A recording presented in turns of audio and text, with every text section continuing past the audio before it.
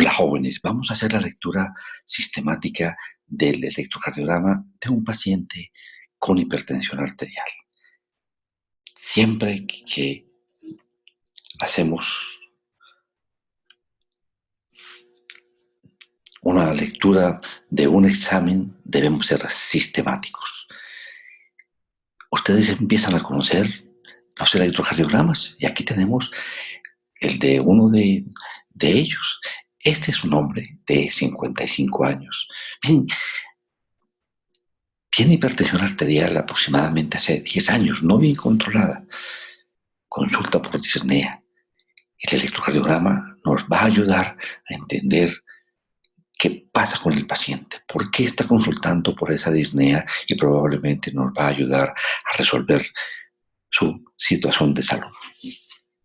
En la parte superior tenemos las derivaciones de miembros o frontales.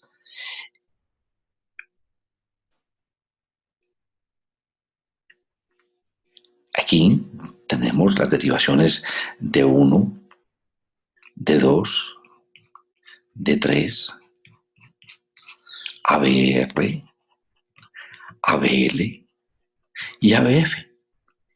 Y en la parte de abajo tenemos las derivaciones precordiales. Ven ustedes aquí la derivación B1, la derivación B2, tomadas simultáneamente. B3, B4, B5 y B6.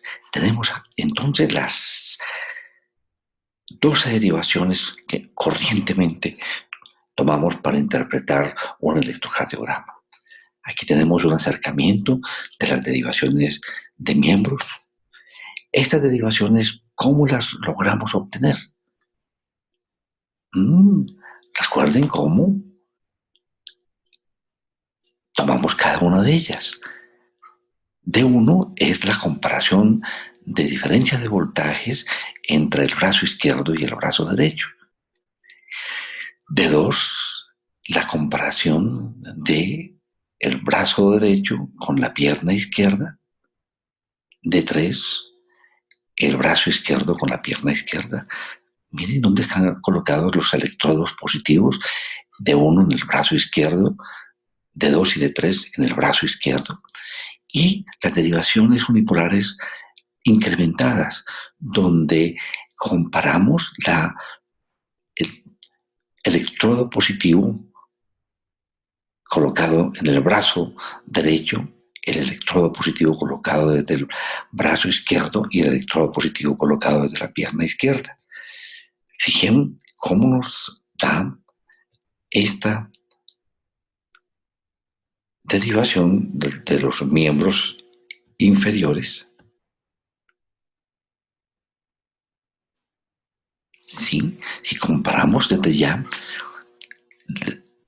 un electrocardiograma completamente normal, tenemos la oportunidad de ver poco a poco las diferencias que hay entre la morfología normal y la que tenemos con nuestro electrocardiograma. Observen ustedes que hay algunos detalles que luego vamos a precisar muy cuidadosamente en cada una de estas derivaciones. Aquí empezamos a ver las diferencias que hay entre un electrocardiograma normal y el que presenta nuestro paciente de hipertensión arterial que actualmente consulta por disnea. Y aquí tenemos las derivaciones precordiales. ¿Cómo las ubicamos? Es fundamental el tener una orientación anatómica para colocar los electrodos de las derivaciones precordiales. Debes encontrar el ángulo de Lewis, el ángulo external, y si colocas tú dos dedos, uno superior y otro inferior, el que viene debajo del ángulo de Lewis o ángulo external es el segundo espacio intercostal. Entonces así tendríamos el tercer espacio y el cuarto espacio. Este es precisamente el punto donde vamos a ubicar el electrodo B1 al frente, va a ser el electrodo B2. B4 lo vamos a colocar en el quinto espacio intercostal, línea medioclavicular. Miren, línea medioclavicular. B3 está entre B2 y B4. B5 siguiendo de una forma recta, va a estar en la línea axilar anterior y V6 en la línea axilar media. Veámoslo más claramente. Estos son todas derivaciones unipolares precordiales. Estamos colocando el electrodo explorador, como lo estábamos anotando allí, el positivo contra el cero que vamos a obtener al sumar todas las fuerzas obtenidas de miembros. De manera que la ubicación es fundamental. B1, B2, B3, B4, B5 y B6, como lo acabamos de anotar. ¿Listos? Y es interesante ubicarnos en el tórax del paciente. Observen la ubicación de cada una de estas derivaciones y cómo vamos logrando la imagen normal a la que nos estamos acostumbrando para su reconocimiento. B1 encontramos una pequeñita onda R con una onda S un poco más profunda. Va creciendo la R en B2, todavía hay una onda S profunda. En B3 se hace una transición donde la fase positiva es similar a la fase negativa. B4 ya empieza a ser mayor la onda R. En B5 claramente hay una onda R, una mínima onda S. B6, una onda R, no hay onda S. Y algo interesante que debemos reconocer, normalmente en B5 o B6 vamos a ver una pequeñita onda Q. Esto para que comparemos con el electrocardiograma que ahora vamos a analizar, donde observamos, por ejemplo, cómo no se ve ese progreso de la onda R de B1 a B3. Aparece ya la onda R en B4, aquí se hace la transición y tenemos unas Rs muy altas en B5 y en B6 si las comparamos con las que acabamos de ver normalmente. Muy bien, entonces vamos a empezar la lectura de nuestro electrocardiograma. Pero es fundamental que seamos sistemáticos. Y esta es una propuesta. Esta es la propuesta que hacemos para hacer la lectura siguiendo un orden. La primera parte que vamos a analizar son los aspectos técnicos. Siempre que uno tiene un examen de laboratorio, tiene que saber si está bien normatizado su examen, si está hecho con toda la calidad exigida para poder hacer una interpretación apropiada. Segundo, determinar la frecuencia cardíaca. Tercero, el ritmo. Fundamentalmente vamos a identificar si estamos frente a un ritmo sinusal o estamos frente a otro ritmo. Los intervalos. El intervalo PR, el intervalo QRS, el intervalo QT, y hacemos una corrección de acuerdo a la frecuencia cardíaca, si hay taqui o bradiarritmia, el QT corregido. Los ejes, el eje de la onda P, el eje del QRS, el eje de la T, y luego vamos a mirar las morfologías de las ondas. Miramos en primera instancia la morfología de la P, miramos si estamos ante una P que es normal o hay una anormalidad auricular. La morfología del QRS, definimos si es normal o hay una onda Q patológica o hay un bloqueo de rama izquierdo, etcétera, etcétera. La morfología del segmento ST, si es normal o está infradesnivelado, supradesnivelado. La morfología de la T, si es normal o está negativa o está positiva donde no debe estar. Observaciones hacemos aquí, por ejemplo, se tomaron las precordiales derechas, se tomaron las precordiales, las derivaciones posteriores, o fue la única forma de obtener este electrocardiograma, el paciente no pudo colaborar más, etc. Y terminamos siempre con las conclusiones electrocardiográficas. Concluimos, este paciente tiene una hipertrofia ventricular izquierda, este paciente tiene un infarto agudo de miocardio anteroseptal, etc. Ese es el orden propuesto y vamos a trabajar uno por uno de estos puntos con nuestro electrocardiograma.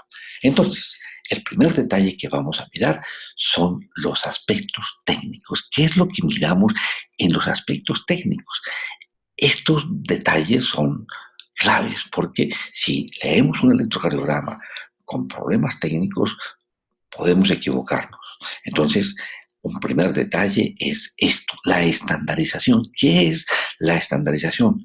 Estamos diciendo que el equipo está programado para que 1 milivoltio sea representado por 5 milímetros. Y esto que estamos viendo hace unos ángulos rectos bruscamente, significa que el aparato responde muy bien a los cambios de voltaje. Entonces, aquí estamos diciendo, tenemos que 1 milivoltio es igual a 10 milímetros. Es la estandarización normal. ¿Listo? Si el voltaje está demasiado amplio, el aparato automáticamente o nosotros podemos hacer una modificación y hacerlo 1 milivoltio 5 milímetros. O si los voltajes son muy pequeñitos, podríamos hacer 1 milivoltio 20 milímetros. Entonces, estas son las estandarizaciones que podemos encontrar. 1 milivoltio 10 milímetros, 1 milivoltio 5 milímetros, 1 milivoltio 20 milímetros. Y la otra parte para mirar es cómo es la línea de base, que sea una línea de base. Ustedes ven aquí hay un pequeño rizadito, pero es razonable. Ahora miraremos cómo puede verse una interferencia muy importante. ¿Correcto? El otro detalle que vemos es la velocidad. Entonces, vamos a decir si estamos frente a unos aspectos técnicos satisfactorios, sí o no. Ya vimos, la estandarización es adecuada, la línea de base es adecuada. Miren ustedes, si uno tiene esta interferencia en la línea de base, le va a ser supremamente difícil saber qué ritmo tiene este paciente, porque uno aquí ve una cantidad de ondas, pero esto es porque o hay una interferencia eléctrica o el paciente tiene un temblor como el paciente de un Parkinson. ¿Ah? Entonces, finalmente, miramos la estandarización en nuestro paciente. La estandarización es 1 milivoltio 10 milímetros y estamos muy satisfechos con esto. Y el otro punto es la velocidad. El dispositivo está marchando a 25 milímetros por segundo. Fíjense ustedes algunos ejemplos de otro tipo de estandarización y de velocidad. Aquí en este caso, por ejemplo, fue tomado con una estandarización de 1 milivoltio 5 milímetros. Y la velocidad, aquí vemos mucho más rápido la frecuencia, es una velocidad de 12.5 milímetros por segundo, más lento, y entonces la frecuencia aparentemente se hace más rápida. Y la otra forma de tomarlo, sobre todo cuando estamos frente a pacientes con taquiarritmias, tomamos a 50 milímetros por segundo. Y aquí ven ustedes cómo aparentemente se ve muy lenta la frecuencia cardíaca. Son ejemplos de cómo se hace una alteración de la línea de base, la cantidad de interferencias que hay en esta línea de base que le impiden a uno hacer una aproximación adecuada al ritmo cardíaco. Esta caída de la línea de base, el ascenso de la línea de base, puede dificultarle a uno la interpretación o estas interferencias originadas por temblor del paciente, por movimiento del paciente o por una interferencia eléctrica. ¿Ok? Un detalle de la parte técnica que es bien, bien importante es siempre mirar cómo es la onda P en D1. Eso acostúmbrense siempre de rutina a mirar cómo es la onda P en D1. Si uno encuentra que la onda P en D1 es negativa, tiene que sospechar un problema técnico que es que los cables estén trocados. ¿Qué es esto de tener los cables trocados? Hombre, uno cuando toma el electrocardiograma rápidamente, a veces porque se tiene mucha confianza y entonces lo hace a la carrerita, hace lo siguiente, pues hombre, fácilmente el electrodo del brazo derecho lo coloca en el brazo izquierdo y viceversa. O puede también intercambiar los electrodos de brazo y pierna. Entonces, lo que normalmente era la comparación del brazo derecho con el brazo izquierdo, pero era la diferencia de voltajes y teníamos una morfología siempre positiva de P, siempre QRS con una R bien clara y una T positiva. Vamos a mirar lo que estamos observando aquí. Miren, una P negativa porque tengo intercambiados los electrodos. Mire, estoy mirando de esta manera, totalmente al revés. Entonces me da una P negativa, una Q y una T negativa. Entonces, cuando estamos mirando una P negativa, tenemos dos opciones. P negativa en D1, cables trocados o la posibilidad de que yo tenga el corazón al lado derecho, una destrocardia. Entonces, son las dos circunstancias que me dan esta morfología P negativa en D1 y por eso hay que estar muy atento al momento de tomar el electrocardiograma para que no se le pase a esto a uno. Si es un ritmo auricular no sinusal, veríamos la P negativa, pero el QRS sería una onda R y posiblemente la repolarización sería completamente normal. Pero estas son las tres causas de P negativa en D1. Cables trocados, destrocardia y ritmos auriculares no sinusales que darían una onda P negativa, dependiendo de dónde se estén originando, obviamente con un complejo QRS que no sería negativo como en este caso. ¿Ok? Vean ustedes la destrocardia. Si yo tengo un corazoncito que en vez de estar hacia el lado izquierdo está hacia el lado derecho, entonces me da una característica muy importante y es de que las derivaciones precordiales, miren lo que va pasando. D1 tiene aquí una onda R interesante, va disminuyendo la onda R, va disminuyendo la onda R, ¿cuándo debería incrementarse? Y miren cómo va disminuyendo la onda R. Eso le dice a uno, estoy frente a una destrocardia. Tomo las que se denominan precordiales derechas. Este es B1R, este es B2R, B3R, B4R, B5R y B6R. Y aquí veo cómo va creciendo la onda R claramente hasta que veo con mucha claridad en B5R y B6R una onda R bien determinante. Entonces, ya recuerdan, esos son los tres aspectos que tenemos que tener en cuenta.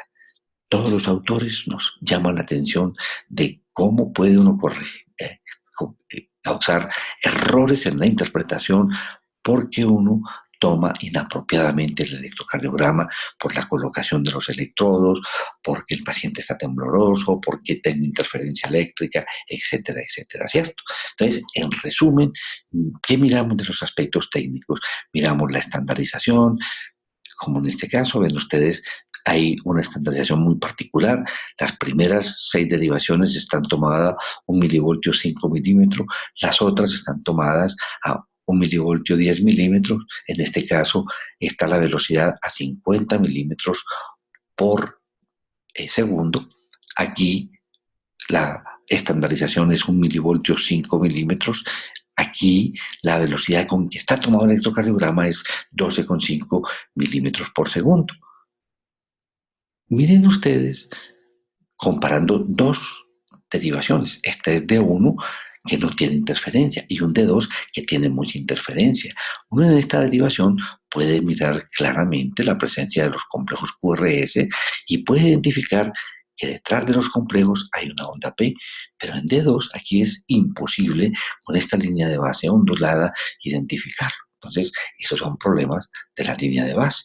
Ya vimos ejemplos muy chéveres de interferencia y un detalle que van a aprender a mirar cuidadosamente es el tipo de filtros que se están utilizando. Y por eso, al momento de tomar el electrocardiograma, ustedes pueden mirar la observación que hay sobre cuántos hercios tiene el filtro y de eso puede darse algunos cambios en la morfología como los ven aquí, como puede haber una modificación sustancial en el segmento ST dependiendo del filtro que se esté utilizando. Aquí es otro detalle de los aspectos técnicos. Entonces, tenemos aquí la posibilidad de decir que nuestro electrocardiograma tiene aspectos técnicos satisfactorios. ¿Ok? Primer punto que hemos acabado de leer. Sigue el punto de determinar la frecuencia cardíaca. La frecuencia cardíaca la determinamos dependiendo si el ritmo es completamente rítmico o es irregular. Entonces, el primer detalle que buscamos es la distancia que hay entre RR, también lo llamamos intervalo RR, y nos damos cuenta de que el RR es constante. Entonces, pues miren qué tan fácil es calcular la frecuencia cardíaca cuando el ritmo es constante. Nuestro aparato normalmente está marchando 25 milímetros por segundo.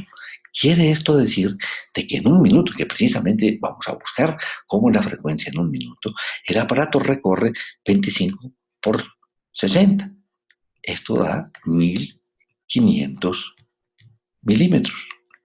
¿Ok? Entonces, si yo tengo un electrocardiograma donde me caen los complejos cada 5 milímetros, o sea, cada 5 milímetros hay un complejo QRS, entonces, ¿qué tengo yo que hacer? Hombre, si cada 5 milímetros me cae un complejo, el número de complejos que hay en un minuto es de 300. Mire, aquí está, 300. ¿Listo? Si a mí me cae los complejos cada 10 milímetros, bien rítmicos, miren, 300, 1500 dividido entre 10 te da 150. Si es cada 15 milímetros, 100, y seguimos así, 75, 60, 50, 43, 37, 33 y 30. ¿Ven ustedes qué tan fácil? Entonces, si caen los complejos cada 5 milímetros, la frecuencia es 300. Si cae cada 10 milímetros, 150. Si cae cada 15 milímetros, 100. Si cae cada 5, 10, 15, 20 milímetros, 75. Pues bien, veamos en nuestro electrocardiograma cuál es la situación. Tomamos este complejo que está cerquita de una raya un poco más oscurita. Si el complejo siguiente hubiera caído aquí, la frecuencia era de 300. Si el complejo hubiese caído aquí, la frecuencia era de 150. Aquí 100, aquí 75 y aquí 60. Entonces podemos decir que la frecuencia cardíaca en nuestro caso es de 60 latidos por minuto. ¿Listo? Cosa diferente pasa cuando hay un ritmo irregular. En este caso es un paciente que se encontró el pulso muy irregular, la frecuencia cardíaca muy irregular. Y su manifestación fue un tromboembolismo a la arteria poplitea. El paciente empezó a tener un dolor en una pierna terrible y se puso completamente pálida.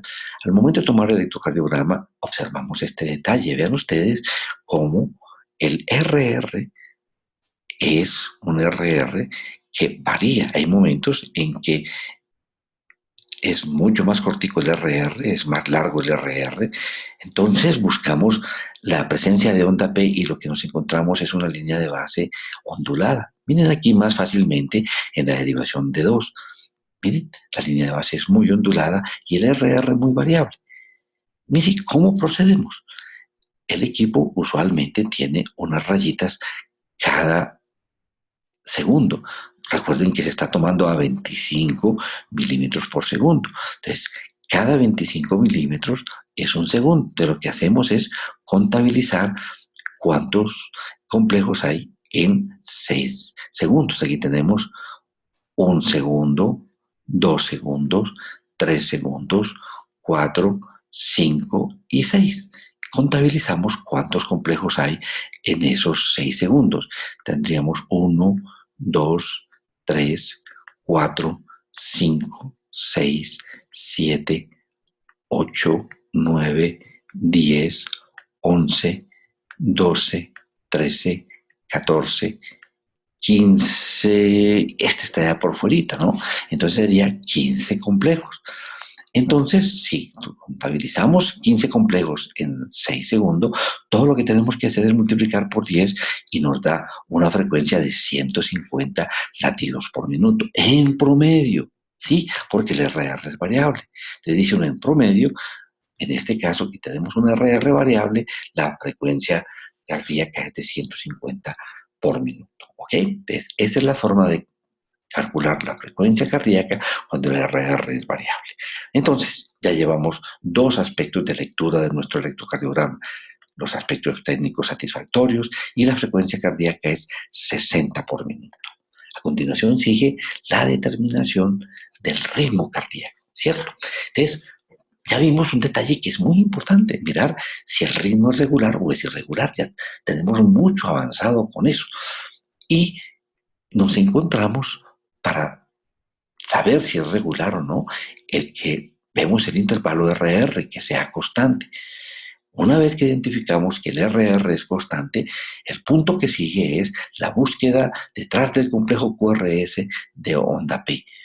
Miramos en este caso observando D2, que es supremamente importante para ver ritmo junto con B1, y observamos cómo detrás de cada complejo uno identifica claramente una onda P y se da cuenta que la relación de esa onda P con el complejo es constante y se da cuenta que la morfología de la P en la misma derivación es igual, no varía. Entonces, con todos esos detalles podemos concluir que estoy frente a un ritmo sinusal. Un ritmo sinusal, miren, se está originando en el nodo sinusal y la forma como se despolarizan las aurículas, primero la derecha, luego la izquierda, hace que aparezca como suma de todas esas fuerzas eléctricas un vector que viene de la parte superior hacia la inferior, de derecha a izquierda, que ven ustedes tiene la misma dirección que tiene D2, que está comparando brazo derecho con pierna izquierda. Entonces, vamos a tener siempre que hay un ritmo sinusal, una onda que va a ser positiva en D2 porque tiene el mismo sentido de D2, que es positivo, hacia la pierna izquierda. De manera que, para que nos pongamos de acuerdo, decimos que el paciente tiene un ritmo sinusal si cumple todos estos criterios. Si hay siempre una P seguida por QRS, P seguida por QRS, P seguida por QRS, P seguida por QRS y lo recíproco. Este QRS siempre está precedido por una onda P, siempre está precedido por una onda P positiva en D2, ya lo dijimos. Si yo tengo un ritmo que se me origina en el nodo sinusal, va despolarizando las aurículas siguiendo este sentido, juntando todas las fuerzas de los miocardiocitos, encontramos que originan un vector que tiene esta dirección, de arriba a abajo, de derecha a izquierda. Entonces, este es el sentido que tiene la despolarización auricular, que tiene el mismo sentido de D2 y por eso es una exigencia que tengamos una P positiva en D2, que la P sea la misma morfología en la misma derivación y tener este intervalo que es lo que es desde el comienzo de la onda P hasta el complejo QRS, que es el intervalo PR, que sea constante. Esas condiciones deben cumplirse para poder decir, estoy frente a un ritmo sinusal, RR constante y P seguida de QRS y su recíproco, P positiva en D2, P de la misma morfología en la misma derivación. Miren qué bonito. Tiene la misma morfología, ¿ok? Y el intervalo PR es constante. Listo. Miren, aquí tenemos algunos ejemplos de ritmos no sinusales. Este es un D2, este es un D2. Aquí tenemos el complejo QRS, miren. Los complejos están completamente rítmicos. Hagamos el ejercicio. ¿Qué frecuencia tiene? Si está completamente rítmico, hagamos la frecuencia y sería, si este próximo complejo hubiese caído a 5 milímetros, la frecuencia era de 300. Si hubiera caído aquí a 15 milímetros, la frecuencia era de 150. Si hubiera caído aquí, de 100.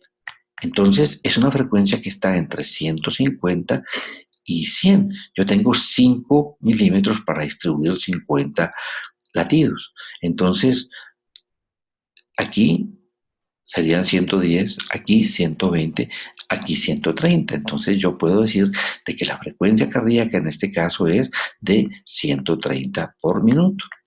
¿Listo? Busco y encuentro que detrás del complejo hay una onda P. Hay una onda P. ¿Sí ustedes cómo hay una onda P detrás de cada complejo? Pero esa onda P no es positiva, sino es negativa. Entonces le dice a uno, esa onda P no es sinusal y por eso tenemos un electrocardiograma que está disparándose a 130 por minuto, taquicardia, y se está originando en un punto distinto del nodo sinusal, taquicardia atrial. ¿Y qué es lo que está pasando aquí? Pues hombre, normalmente, ya habíamos dicho, un ritmo sinusal se origina en el nodo sinusal y va despolarizando de esta manera las aurículas, pero si yo tengo un ritmo que se me origina en la parte baja de la aurícula, se me despolariza de una forma distinta. ¿Cómo sería la despolarización desde este punto? Miren cómo se despolarizaría y entonces el vector que se me origina es un vector totalmente anormal. En vez de ser un vector que va de derecha a izquierda, de arriba a abajo, va de abajo hacia arriba y por eso da una P negativa en D2. ¿Ya? En este caso, la, la frecuencia, analicémosla. El ritmo es completamente rítmico, ¿cierto? Eh, Tomamos un complejo que esté cerquita de una línea más oscurita. Si el complejo hubiese caído a 5 milímetros, la frecuencia era de 300. Si hubiese caído a 10 milímetros, la frecuencia era de 150. Entonces miren cómo tenemos para distribuir en este cajoncito 150 y si tenemos 5 milímetros, entonces aquí serían 30 milímetros cada una de estos milímetros. Si hubiese caído aquí 180, si hubiese caído aquí 210, entonces tendríamos aproximadamente una frecuencia de 220 por minuto. Muy rápida, ¿no? Y cuando buscamos onda P, lo más curioso es que encontramos esta muesquita que vemos en la parte posterior. Y ahí es donde está la onda P. Luego veremos este tipo de arritmia. Entonces ya sabemos de que este paciente no tiene una taquicardia sinusal, sino que vamos luego a entender cómo se genera esta arritmia que se llama taquicardia por reentrada nodal. Pero fácilmente decimos, hombre, yo no encuentro detrás del complejo una onda P que sea positiva. Encuentro una muesquita posterior al complejo que la interpreto ya más adelante como originada en una taquicardia por reentrada nodal. No vamos a gastarle un rato ahorita porque luego lo vamos a entender. Entonces, hasta este momento tenemos un electrocardiograma que tiene aspectos técnicos satisfactorios, una frecuencia de 60 por minuto y el ritmo definitivamente en nuestro electrocardiograma es sinusal. A continuación vienen la determinación de los intervalos. ¿Ok? Los intervalos, pues hombre, son el tiempo que toma en que ocurran ciertos fenómenos eléctricos en el corazón. El intervalo PR va desde el comienzo de la onda P hasta el comienzo del complejo QRS. El intervalo QRS va desde el comienzo del QRS, que o puede ser una onda Q o puede ser una onda R, hasta la terminación de la onda S. Y el intervalo QT va desde el comienzo del complejo QRS hasta la terminación de la onda T. Vamos a hacer ahorita un análisis de esos, de bien cómo se hace la medición. Aquí está representada una onda U, que usualmente la vemos con mayor facilidad en B2 y en B3. ¿Ok? Listo. Entonces, ¿qué significa esto? Porque es supremamente importante. Cuando medimos el intervalo PR, miren lo que está ocurriendo. ¿Qué es lo que estamos midiendo? Estamos midiendo lo que pasa entre la despolarización del nodo sinusal. Miren aquí donde se origina la despolarización del nodo sinusal. Luego la despolarización de las aurículas. Este pedacito va a despolarización de las aurículas.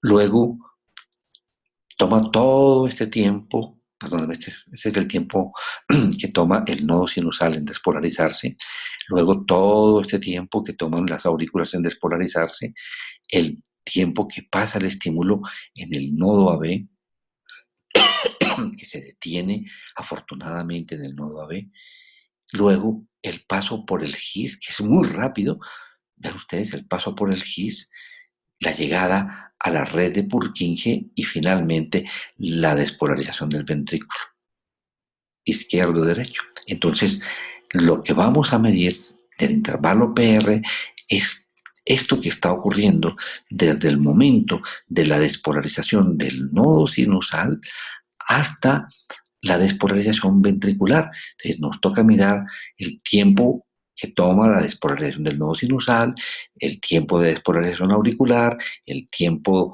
del GIS y el tiempo del Purkinje. Entonces, este es el tiempo que nos da de información el intervalo PR. Esto de la forma como se hace la despolarización en el miocardiocito y la forma como se hace la despolarización y la repolarización en las células automáticas deben saberlo con mucho detenimiento para poder entender mejor lo que está ocurriendo. Entonces, vamos a medir en este paciente el intervalo PR. ¿Cómo hacemos para medirlo?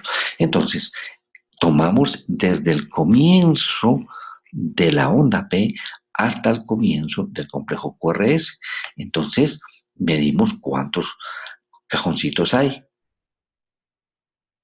Ustedes ven que hay 7 cajoncitos. Cada cajoncito, si yo estoy trabajando a 25 milímetros por segundo, entonces se demora un cajoncito en pasar 40 milisegundos. Si yo tengo 7 cajoncitos y estoy marchando a 40, a 25 milímetros por segundo, o sea, por 40 milisegundos, esa PR me mide 280 milisegundos. ¿Qué me significa eso?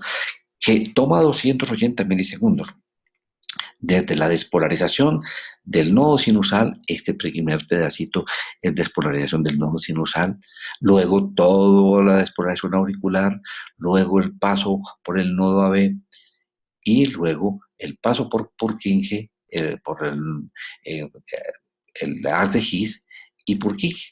Entonces, este paso de la electricidad, del impulso eléctrico por todo este sistema de conducción, me dice toma 280 milisegundos.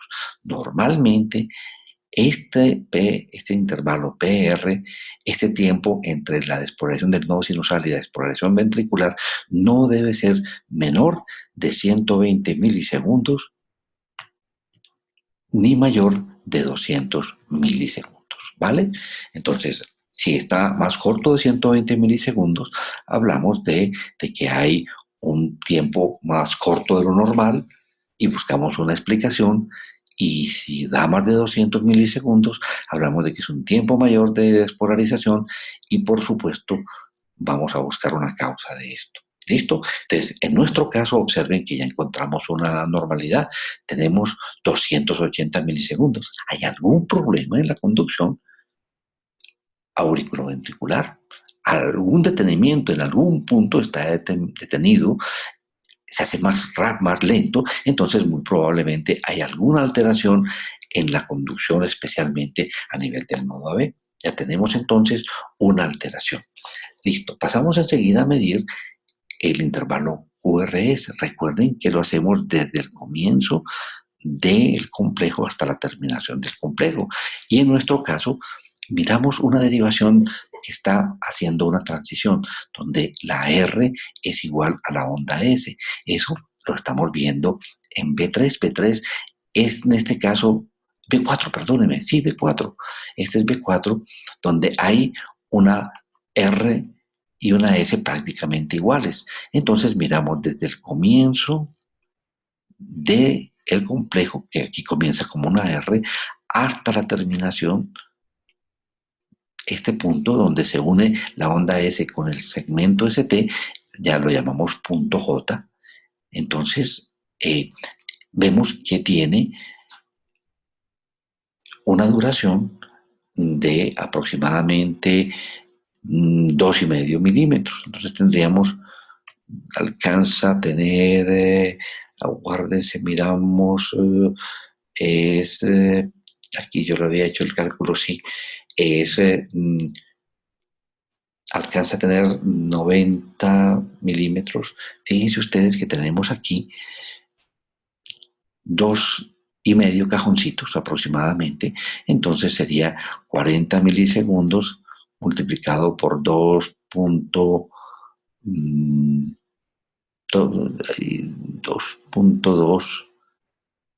nos daría entonces 88 milisegundos. ¿Sí? Ok. Y la cosa interesante es que ese complejo QRS, porque se hace gracias a la despolarización de los dos ventrículos, fíjense ustedes que estaría aquí el ventrículo izquierdo y estaría aquí el ventrículo derecho, se están despolarizando simultáneamente el ventrículo izquierdo y el ventrículo derecho. Si se hace simultáneamente la despolarización, gracias a que ha llegado el estímulo eléctrico al ventrículo izquierdo y al ventrículo derecho simultáneamente, el complejo QRS es delgadito, no alcanza a tener más allá de 100 milisegundos. Pero si se demora, por ejemplo, tenemos un caso en el cual no alcanza a llegar el estímulo a través del GIS al lado izquierdo, está bloqueada la rama izquierda de las de GIS. Entonces, si no llega el estímulo al ventrículo izquierdo, sí está llegando al ventrículo derecho. Entonces, se despolariza el ventrículo derecho y tardíamente se despolariza el ventrículo izquierdo y origina entonces un complejo QRS de mucha más duración. No se hace tan cortico cuando ocurre simultáneamente la despolarización de los dos ventrículos. Entonces, un QRS normal no debe sobrepasar los 100 milisegundos. Si sobrepasa 100 milisegundos, estamos viendo que posiblemente hay un trastorno en la forma como se hace la despolarización intraventricular. Bien. Y finalmente, para medir el intervalo QT, hay esta norma donde utilizamos una tangente a la onda T y el punto donde se encuentra con la línea de base nos sirve como parte final para hacer la medición del QT, que va desde el comienzo del complejo, llamamos QT porque usualmente la medimos desde la parte inicial, que es una onda Q, pero aquí en este caso es una onda R, hasta el punto que acabamos de decir. Y contabilizamos cuántos cajoncitos hay. Ustedes ven que aquí contabilizamos 9.5 cajoncitos, entonces sería 9.5 cajoncitos por 400, nos daría 380 milisegundos. Como aquí tenemos una frecuencia de 60, no tenemos que hacer correcciones, pero recuerden esta parte que el QT corregido no debe ser más allá de 440 en mujeres y podemos aceptar en hombres hasta 460 y no menos de 320 milisegundos. Cuando hay taquicardia o bradicardia, hay dos propuestas para hacer correcciones. Una muy, muy, muy clásica, que es la de Besset, donde el QT corregido es igual al QT medido. Esto usualmente se hace en segundos y no en milisegundos, dividido por el RR, la raíz cuadrada del RR en segundos. Una propuesta más reciente y que hace una corrección muy bonita es la de Hodges, donde el QT corregido es el QT en segundos más 0,01175 multiplicado por la frecuencia cardíaca menos 60. Entonces, cuando estamos frente a pacientes con taquicardia o con bradicardia, debemos hacer esta corrección. Cuando tengamos una situación de estas, haremos la corrección para que ustedes sepan cómo se hace este QT corregido. Veamos algunos ejemplos de anormalidades en los intervalos. Miren este trazado donde vemos que el RR es completamente constante, buscamos la presencia de una onda P y sí, sí hay una onda P, miren, sí, sí hay una onda P, es un ritmo sinusal, sí, sí hay una onda P, pero el intervalo PR, miren lo largo que está. Desde el comienzo de la P hasta el complejo QRS está supremamente largo. Este es un retraso en la conducción auriculoventricular mucho más acentuado del que acabamos de ver en nuestro paciente. Y vean ustedes, por el contrario, cómo aquí es un PR muy cortico, apenas mide 90 milisegundos, mucho menos de 120 milisegundos, y el comienzo del complejo es lento.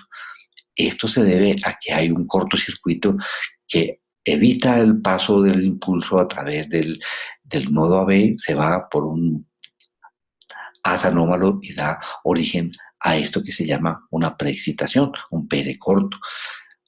Lo que analizábamos, si hay una alteración en la conducción intraventricular, el QRS se vuelve ancho, ¿sí? Y cuando hay problemas de repolarización, el QT se hace supremamente prolongado y es tan importante esto porque esto puede originar arritmias fatales. Y aquí en este caso, vean, un QT que es muy cortico, en este caso es un paciente que tiene un trastorno electrolítico, tiene una hipercalcemia supremamente importante. Son ejemplos de intervalos anormales. Entonces, hasta este momento que llevamos en nuestro electrocardiograma, los aspectos técnicos son satisfactorios, la frecuencia cardíaca es 60 por minuto, completamente normal, el ritmo es sinusal. Los intervalos, encontramos que el intervalo PR era de 280 milisegundos y entonces esto ya lo llevamos a la parte de conclusiones. Hay un retraso en la conducción auriculoventricular o lo que también se llama bloqueo AB de primer grado. El QRS está dentro de los límites normales, no alcanza a ser más allá de 100 milisegundos, el QT 380 milisegundos y el QT corregido es de 360 milisegundos. ¿Por qué? Porque fíjense ustedes, si ponemos el QT es igual a 380, el QT corregido es igual a 380, o si lo ponemos en segundos, 0.38 de segundo, dividido entre la raíz cuadrada del RR. Entonces, el RR de este paciente,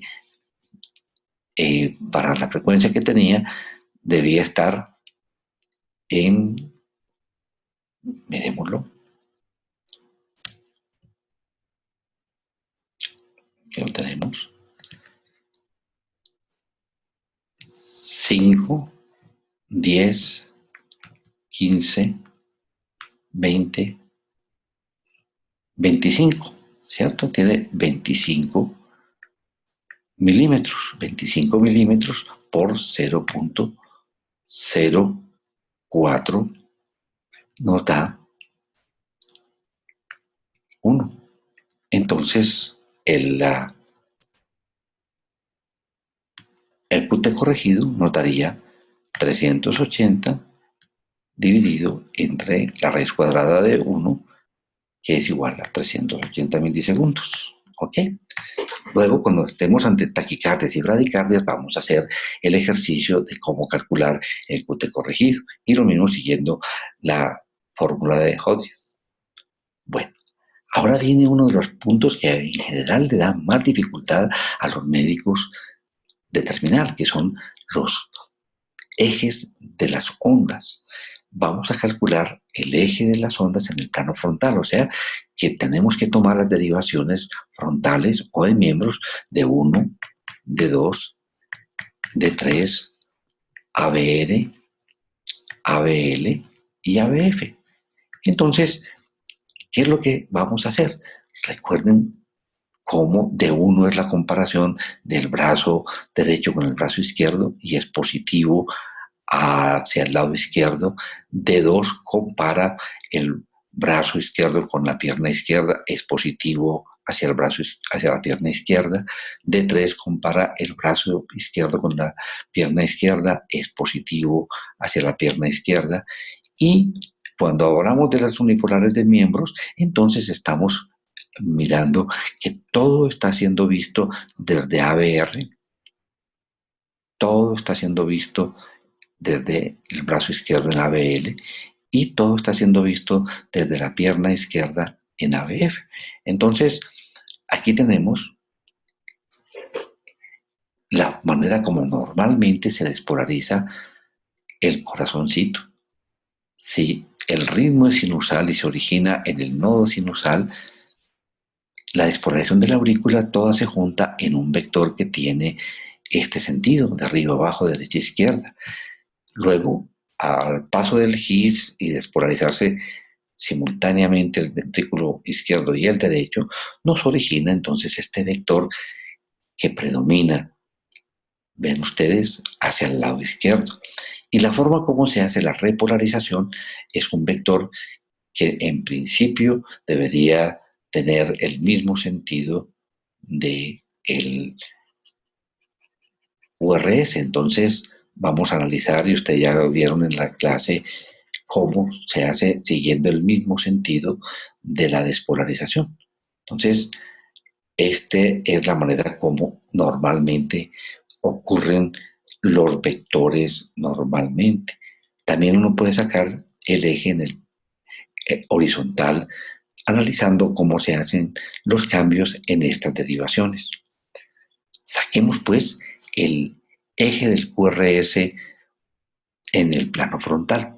Entonces, la manera de trabajar es poder llevar las fuerzas eléctricas a un plano cartesiano. ¿Por qué? Pues estamos frente a vectores y así podremos saber la magnitud y la orientación. El plano cartesiano normalmente, el eje de las Y, pues hombre, es positivo hacia la parte superior. En el caso nuestro, ya sabemos que ABF es la comparación de lo que de la pierna izquierda comparándola contra los electrodos que están en ambos brazos. Entonces se compara y el equipo hace un incremento. Es positivo hacia la parte inferior porque el electrodo positivo está en la pierna izquierda y el electrodo positivo en la derivación de 1 está en el brazo izquierdo. Entonces, sigue el mismo sentido del eje de las X en el plano cartesiano. Entonces, lo que encontramos en D1 se puede transportar muy fácilmente al eje de las X y lo que encontramos en ABF se puede transportar muy fácilmente al eje de las Y. Hagámoslo. Entonces, ¿cómo procedemos? Miren, entonces vamos a tomar la derivación D1. Miramos que en D1 el complejo QRS es completamente positivo. Tiene 5, 2, 3, 10 milímetros. Entonces, esos 10 milímetros que son positivos, positivos hacia la izquierda, los llevamos al plano cartesiano. 5 milímetros, 10 milímetros. Aquí está transportado esta fuerza eléctrica positiva de D1 al plano cartesiano en el eje de las X. Y enseguida llevamos ABF. ¿Cómo vemos ABF? Pues hombre, ABF tiene una parte mínima positiva, pero todo lo demás es negativo. Entonces tiene 5, 13 milímetros que son negativos. ABF es positivo hacia la parte inferior. Entonces, si tenemos 13 milímetros negativos, va hacia la parte superior, los cuadrantes superiores. 5, 10, 13 milímetros. Entonces, ahora sacamos la resultante. Aquí habíamos traído las fuerzas eléctricas de D1 al eje de las X. Trajimos las fuerzas de ABF a el eje de las Y. Entonces sacamos esa resultante. Entonces, fíjense ustedes cómo la resultante nos da un vector que está aproximadamente a menos 60 grados. Recuerden cómo tenemos los grados aquí establecidos. 0 grados, aquí abajo es más 90, aquí arriba es menos 90 y aquí sería más menos 180 grados. Entonces, este eje está en menos 60 grados. Normalmente, ¿dónde debe estar el QRS? El QRS debe estar en los cuadrantes inferiores. Recuerden ustedes cómo se hace la despolarización del ventrículo. Normalmente, si yo tengo un nodo sinusal funcionando, se despolariza la aurícula, me origina este vector de la aurícula. Si está funcionando supremamente bien el sistema de conducción del His y el Purkinje, se despolariza el ventrículo izquierdo. ¿Ven ustedes? En este cuadrante. Y el ventrículo izquierdo es el que lleva el predominio. Aquí se despolariza el ventrículo derecho, pero es muy pequeñito y se lo opaca completamente la fuerza y la suma de las fuerzas eléctricas del ventrículo izquierdo. Entonces, miren ustedes que tenemos que normalmente el eje no debe estar más allá de menos 30 grados ni más allá de 100 grados. Este sería el área en el cual podría estar normalmente el QRS. Y observan ustedes cómo está más a la izquierda de lo esperado. Está en menos 60 grados. Entonces, ya tenemos otra anormalidad. Tenemos un eje del QRS desviado a la izquierda, está tirado a la izquierda, entonces es un detalle adicional que tenemos con este eje del QRS. ¿Listo? Y así procedemos con los ejes de las otras ondas. Miraremos entonces la onda P y procedemos de la misma manera. Miramos la derivación de 1 y miramos la derivación ABF. De 1, miramos cómo está la onda P. Ustedes observen que la onda P está positiva, 1 milímetro. Entonces la llevamos al eje de las X. Aquí está, miren, la P, 1 milímetro.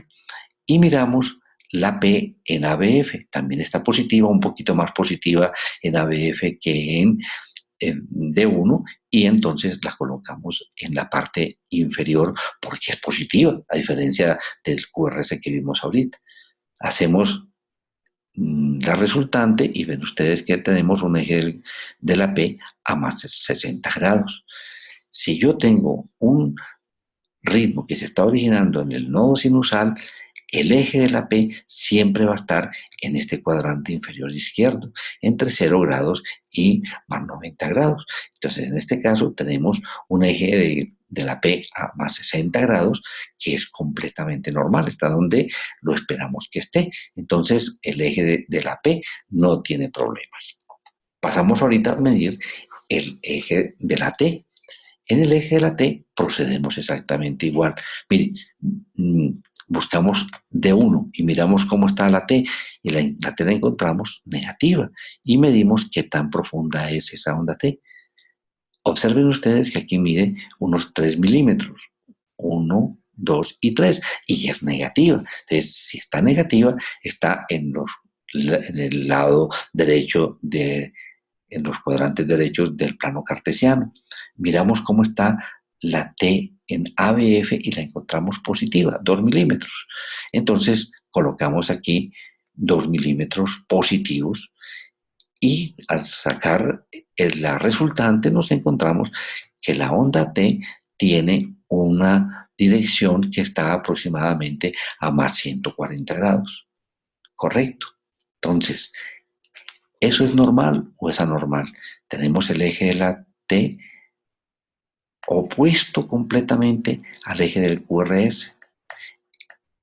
La despolarización y la repolarización deben tener la misma dirección. Entonces, normalmente no deben estar separados más allá de más 45 grados. Entonces, uno debe encontrar la T siguiendo el QRS, no como en este caso que está completamente opuesta, completamente opuesta. Vean ustedes, más 140 grados, completamente opuesto a los menos 60 grados del QRS. Entonces anotamos que el eje de la T está opuesto al del QRS, de manera que aquí tenemos una anormalidad importante. Entonces, hasta ahora tenemos en nuestro electrocardiograma aspectos técnicos satisfactorios, frecuencia de 60 por minuto, ritmo sinusal, intervalo PR prolongado 280, QRS normal, QT normal, QT corregido normal, eje de la P normal, eje del QRS desviado a la izquierda y un eje de T que está opuesto al eje del QRS. ¿Listos? Seguimos a continuación con las morfologías. Y la morfología es uno comparar las morfologías de nuestro electrocardiograma con lo que se espera que sea normal. Entonces, recordemos esto, miren la forma como se hace la despolarización de la aurícula y esa despolarización de la aurícula es lo que nos origina la onda P. La onda P la vemos en dos derivaciones fundamentalmente y son V1 y D2, que son las que nos dan información completamente apropiada sobre lo que está pasando con la aurícula. Entonces, las derivaciones para mirar la morfología auricular son D2 y V1. Lo normal en D2 es que si es un ritmo sinusal, ya lo habíamos dicho, la onda P es positiva. Entonces, la onda P no debe ser más allá de 2,5 milímetros de altura, ni más allá de 2,5 milímetros de duración. O sea, no más de 100 milisegundos y no más de 0,25 milivoltios. Entonces, vean ustedes qué tan bonito esto. Lo normal es encontrar en D2 una onda P que no es ni muy alta ni de mucha duración. Cuando la aurícula derecha se dilata o sufre una anormalidad, miren lo que ocurre. La P se vuelve de mucho más voltaje y alcanza a ser 0,3, etcétera, etcétera. Mientras que cuando se dilata la aurícula izquierda, lo que hace es prolongarse el tiempo de duración de la P y origina entonces una P de más de 100 milisegundos y aparece esta muesquita en la parte superior. En V1 usualmente encontramos una onda P que puede ser bifásica, una fase positiva que no es más allá de 1 milímetro y una fase negativa que no es más allá de 1 milímetro de duración. Si se altera la parte derecha, la aurícula derecha, se crece, se dilata, sufre un proceso que se llama sobrecarga.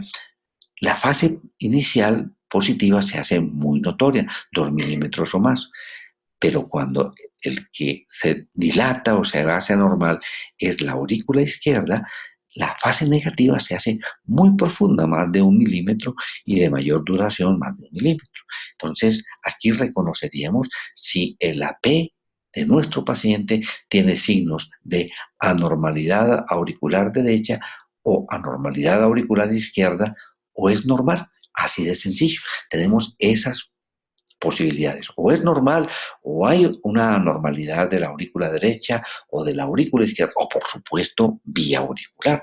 Entonces, estas son las posibles causas de anormalidades auriculares, eh, bien sea retraso en la conducción intraatrial, dilatación auricular, hipertrofia auricular, aumento de la presión intraatrial. Todos se comportan exactamente igual. Aquí vemos, por ejemplo, un paciente que tiene en B1, este es el complejo QRS y esta es la onda P. Vean ustedes, esa onda P tiene una profundidad sorprendente. Este paciente tiene una anormalidad auricular izquierda.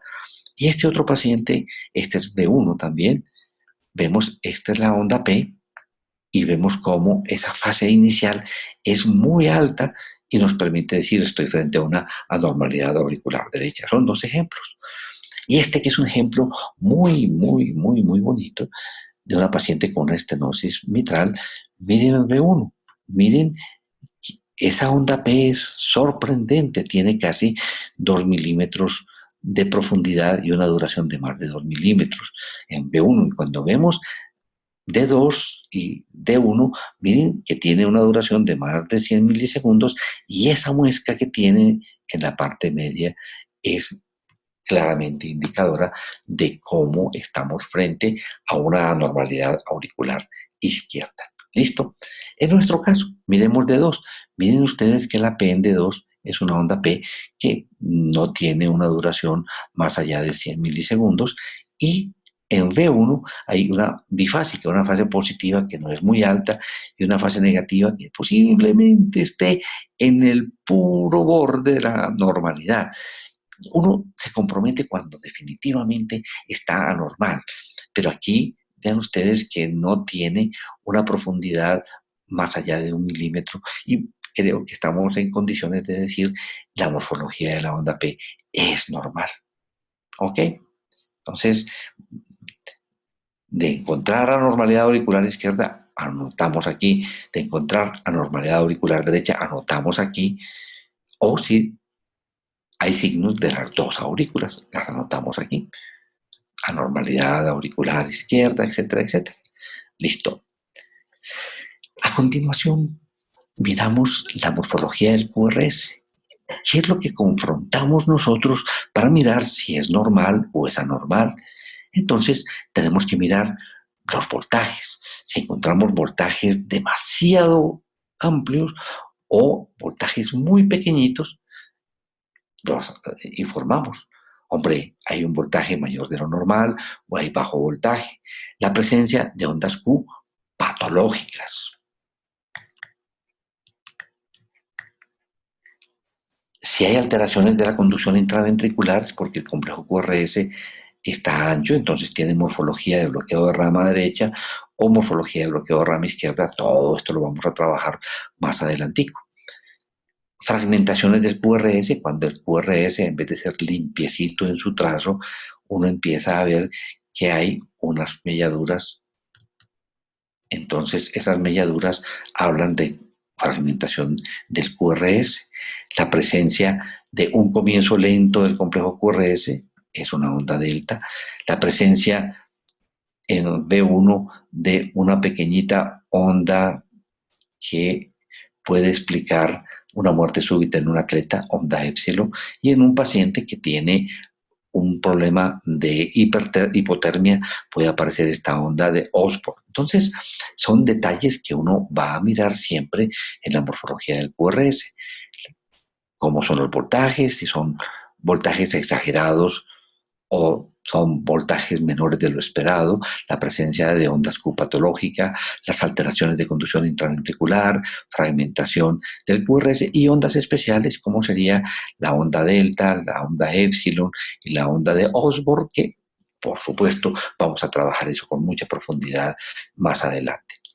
Este caso, por ejemplo, miren, es un detalle de la morfología del QRS muy ilustrativo. Es una paciente, este es tomado del New England Journal of Medicine, se presenta fatiga y disnea y al momento de evaluarlo, vean ustedes el voltaje tan bajito que tiene, un voltaje supremamente bajito. Y hay otro detalle semiológico muy lindo que ven ustedes, un complejo alto, un complejo bajito, un complejo alto, un complejo bajito, un complejo alto, un complejo bajito, un complejo alto, un complejo bajito. Esto se llama una alternancia eléctrica. El voltaje tan pequeño y esa alternancia eléctrica le permiten a uno hacer un diagnóstico de derrame pericárdico. Entonces aquí está ese corazoncito, ¿no? Aquí, y todo esto que ustedes ven aquí es del saco pericárdico lleno de líquido. Todo esto es líquido, todo esto es líquido, y por eso al tomar un electrocardiograma el voltaje baja de una forma muy importante. Cuando se hace la ecocardiografía, este es el corazón, este es el saco pericárdico y todo esto es líquido, todo esto es líquido. ¿Ok? Bueno, muy bien. Entonces, aquí vemos con más detallito lo que hemos venido conversando. Este paciente tiene unas ondas R altísimas en B6. Miden 5, 10, 15, 20, 25, 30, como 35 milímetros miden esta onda R acompañado de cambios del segmento ST. Es un paciente con una hipertrofia ventricular izquierda que hace que el voltaje sea muy alto. Aquí, tal como lo acabamos de ver en nuestro ejemplo de ahora, ese QRS es muy bajito, tiene menos de 5 milímetros de altura y hablamos de bajo voltaje. Aquí vemos el PR corto y el comienzo lento del complejo QRS que corresponde a onda delta Se llama esto una preexcitación y se debe a un haz anómalo. Esta ondita que vemos en el segmento ST como parte terminal del complejo QR se llama una onda epsilon, y esta una onda Osborn, que es por hipotermia. Cuando hablamos de ondas Q patológicas, normalmente la presencia de ondas Q, recuerden ustedes que una onda Q es la primera negatividad que encuentra uno en el complejo QRS. Si yo tengo esta morfología, hablo de que hay una QR. Si yo tengo esta morfología, hablo de QRS. Si tengo esta morfología, de entrada es positivo, de entrada es R. Si tengo esta morfología, esta onda negativa después de una positiva se llama una onda S. Entonces, una onda Q patológica es aquella que está donde no debe estar. Uno en el electrocardiograma encuentra Q en ABR, ¿cierto? Uno encuentra una P negativa, una Q y una T negativa. Ay, ¿por qué? Hombre, por lo siguiente, si yo tengo, ya sabemos, la manera como se hacen las derivaciones. ABR mira todo desde el hombro derecho. El vector de despolarización auricular se aleja. El vector de despolarización ventricular se aleja. El vector de repolarización ventricular se aleja. Entonces, por eso ABR tiene una P negativa, una Q y una T negativa. Eso es lo normal de ABR. Algunas veces D3, que recuerdan ustedes que es la comparación del brazo izquierdo con la pierna izquierda, tiene también presencia de ondas Q. En las demás derivaciones no tiene por qué estar presente una onda Q que tenga estas características, que sea por lo menos una cuarta parte del complejo y que sea ancha, más de 40 milisegundos. Entonces, una Q patológica es, en este caso, ABF, debería ser una onda R, una onda S, y miren lo que estamos encontrando. De entrada hay una onda negativa, que llamamos Q, es ancha, y aquí luego sigue una onda R. Esta onda Q de más de 40 milisegundos y de por lo menos una cuarta parte del complejo es totalmente patológica y casi siempre está originada en la parte de una necrosis antigua. Listo. Aquí ven ustedes cómo el QRS tiene estas melladuras, que es lo que llamamos fragmentación. Listo. En el caso concreto nuestro, ¿qué observamos de morfología en nuestro electrocardiograma? Miramos un detalle que ya habíamos anotado. Esperábamos que aquí en V2 empezara a aparecer una onda R, que en V3 fuese mucho más notoria una onda R, y no la hay. Entonces decimos, hay una falta de progreso de la onda R de V1 a V3. Son varias las cosas que pueden causar esta alteración, pero no estamos observando estas R's que deberían aparecer. Ya aparece la R en B4, en B5, B6, y observamos que hay unas ondas S muy profundas en B1 y unas R's muy altas en B5, B6.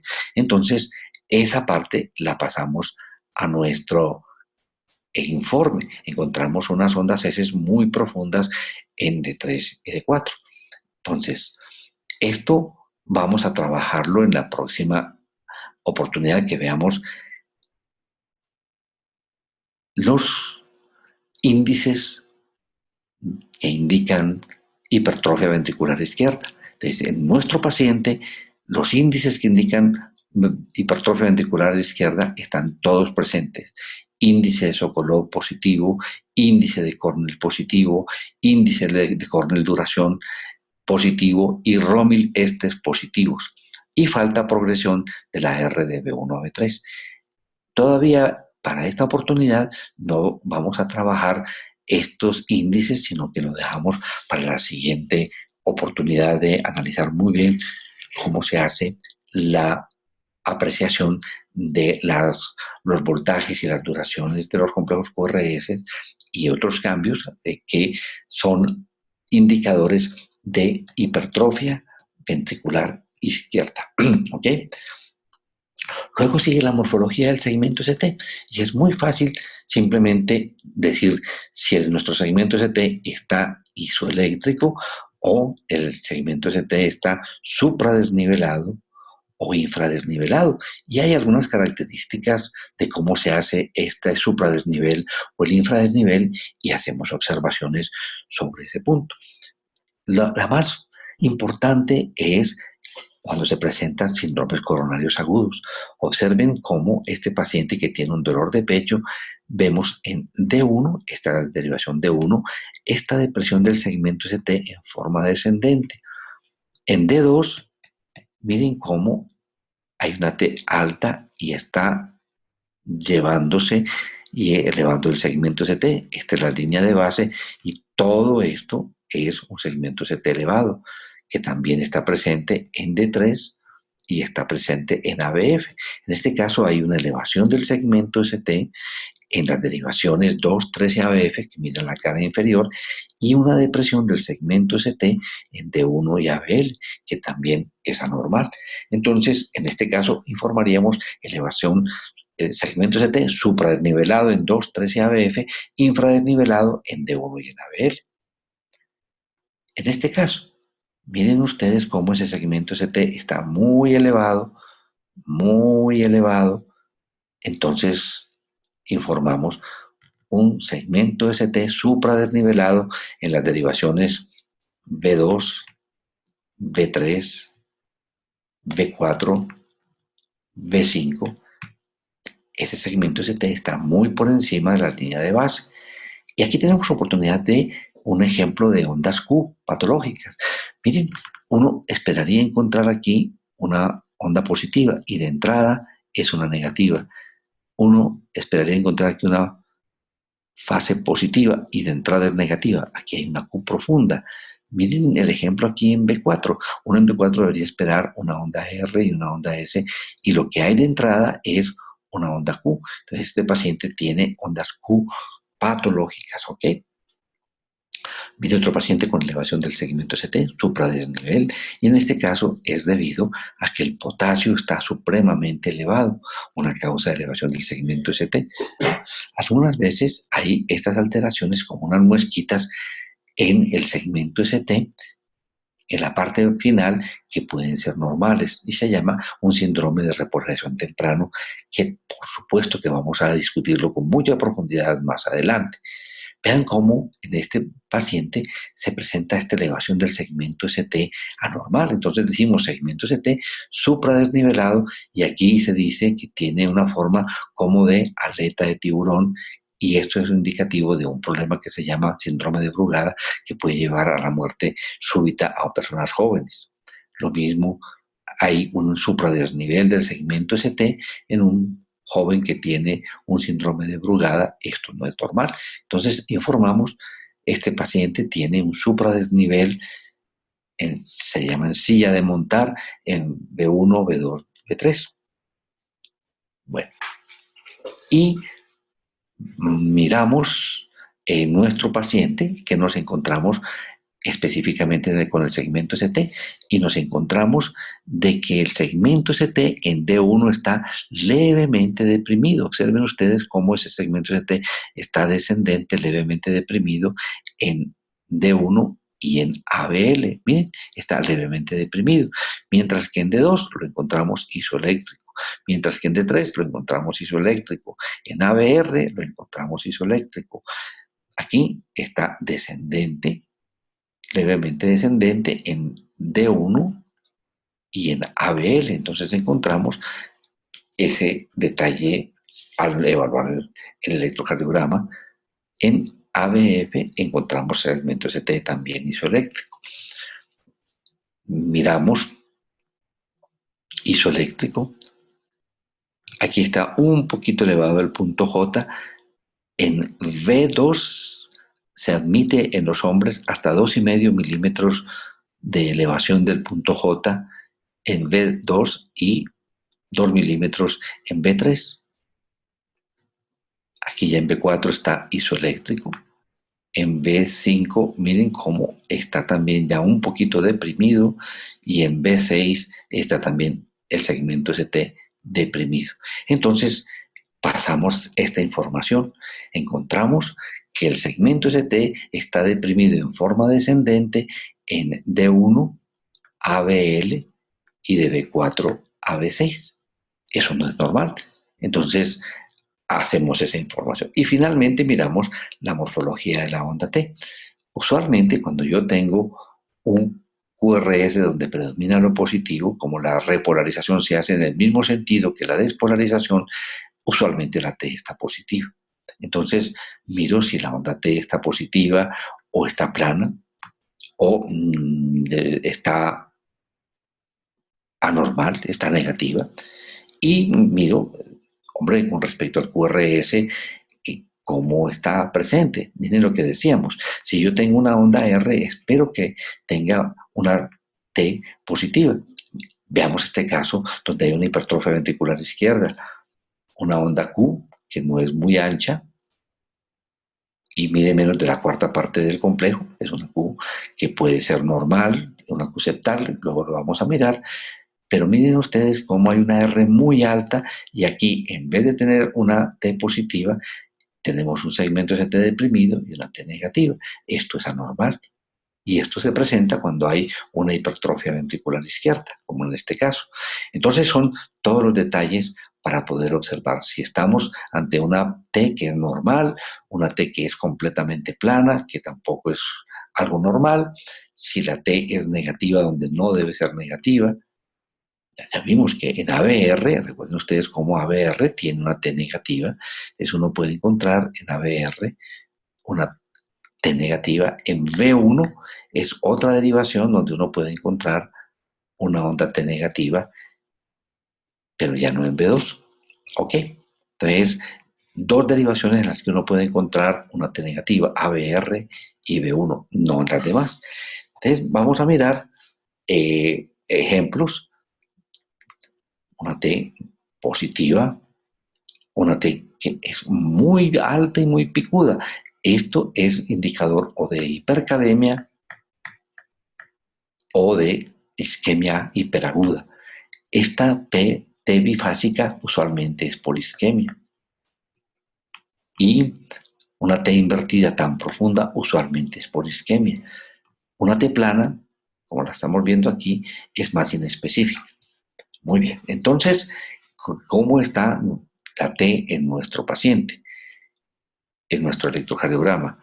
Vean ustedes que la T en D1 está negativa. Deberíamos esperar que aquí está una R bien chévere, esta T fuese positiva y la encontramos negativa. Lo mismo en ABL. Entonces en ABL encontramos que en vez de ser positiva la T, está negativa. Aquí está positiva en D2, aquí está positiva en D3, aquí en ABR está positiva, que normalmente no debería estar positiva, debería estar negativa, como lo esperamos en ABR, y en ABF está positiva.